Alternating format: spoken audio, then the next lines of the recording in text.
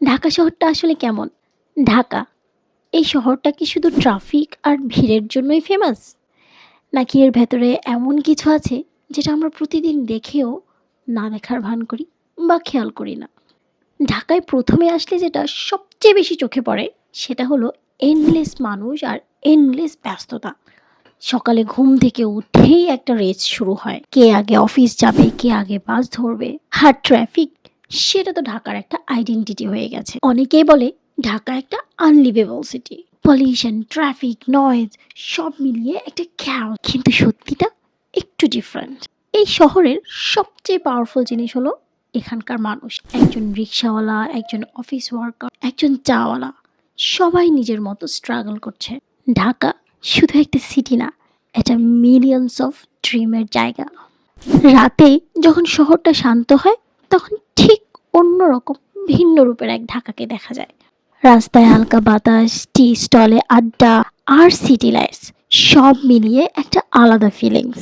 এই জিনিসগুলো ক্যামেরাতে পুরো ক্যাপচার করা যায় না বা মনেও থাকে না, কিন্তু ফিল করা যায়। হ্যাঁ, ঢাকায় প্রবলেম অনেক আছে।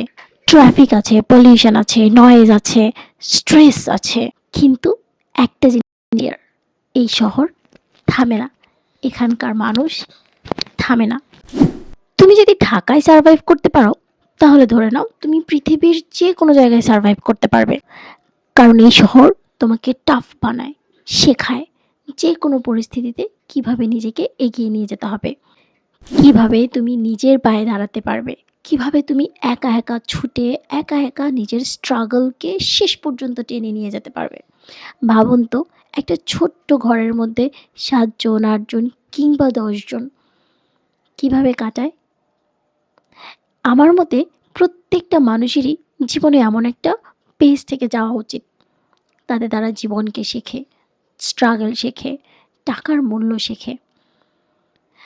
শহরে এমন অনেক অনেক অনেক বাসা আছে যেখানে একটা ছোট রুমের মধ্যে ১০ জন, ২০ জন, হলের বন্ধু বান্ধবরা থাকছে, হোস্টেলের মেয়েরা থাকছে।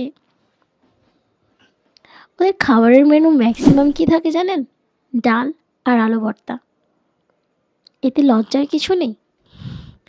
তারা নিজের পরবর্তী জীবনের জন্য নিজেকে প্রস্তুত করছে। ঢাকা পারফেক্ট না, কিন্তু রিয়েল। আর হয়তো এই কারণেই এত সমস্যা থাকার পরেও হাজার হাজার লাখো মানুষ এই শহরটা ছেড়ে যেতে চায় না। কারণ এখানেই যে তাদের স্বপ্ন বনে, এখানেই যে তাদের স্বপ্ন পূরণ হওয়ার একমাত্র জায়গা। জীবন কোথায় সহজ হয় আমি জানি না। এমন অনেক উন্নত কান্ট্রিতে থাকা মানুষ শুনেছি, তারাও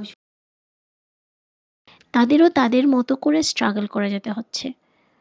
হ্যাঁ, সেখানে হয়তো তাদের স্ট্রাগলটা আমাদের মতো এত কঠিন না, যেখানে আমাদেরকে ট্রাফিকে বসে থাকতে হয়, আমাদেরকে অনেক গরম সহ্য করতে হয়, আমাদের এখানে হিউমিডিটি ভালো না, আমাদের অনেক সমস্যা আছে বাংলাদেশে। কিন্তু উন্নত দেশের মানুষগুলা তারা তাদের মতো করে ছুটছে। তারা ওই একটা র্যাট রেসের মধ্যেই আটকে আছে। আমরা আসলে তাই ঢাকাকে হয়তো আমরা অন্য চোখে দেখতে পারি, কিন্তু বড় বড় শহরগুলোর মতো এখানেও মানুষ স্বপ্ন বোনে, এখানেও মানুষের স্বপ্ন পূরণ হয়, এখানেও মানুষ শেখে। আমি তো বলবো পরবর্তী হাতিয়ারগুলো ঠিকই ঢাকা শহরেই বোনা। তাই ঢাকা শুধু একটি জায়গা নয়, এটা হাজারো মানুষের ঘর, হাজারো মানুষের স্বপ্ন। আমি ঢাকা এমন সুন্দর সুন্দর গল্প শোনাতে চাই আপনাদেরকে। তাই পরবর্তী গল্প শুনতে প্লিজ সাবস্ক্রাইব করে রাখুন। ধন্যবাদ।